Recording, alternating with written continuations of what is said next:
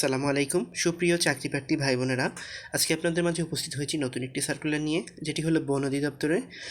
তো বন অধিদপ্তরে ফরেস্টার পদে প্রায় 382 জনকে নিয়োগ করা হবে। এটি একটি 15তম গ্রেডের জব।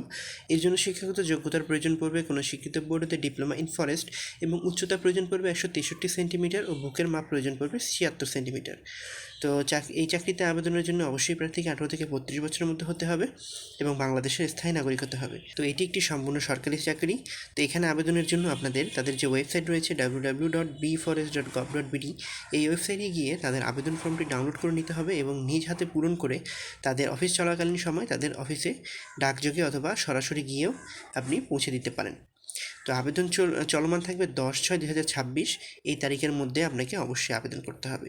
আবেদন করার জন্য আপনাকে 100 টাকা তাদের যে অটোমেটেড চালান রয়েছে সেই চালান কপিতে দিতে হবে এবং একটি 4/10 সাইজের খামের মধ্যে 15 টাকার ডাক টিকিট সংযুক্ত করতে হবে। তো এই সার্কুলার যাদের শিক্ষাগত যোগ্যতা মিলবে তারা অবশ্যই আবেদন করবেন, কারণ এটি একটি বিশাল বড় সার্কুলার। 382টি পদ কিন্তু কম নয়। তো অবশ্যই আবেদন করবেন। ভিডিওটি এই পর্যন্তই। ভিডিওটি ভালো লাগলে অবশ্যই লাইক করবেন এবং চাকরির সকল তথ্য পেতে আমাদের চ্যানেলটি সাবস্ক্রাইব করে রাখতে পারেন। ধন্যবাদ।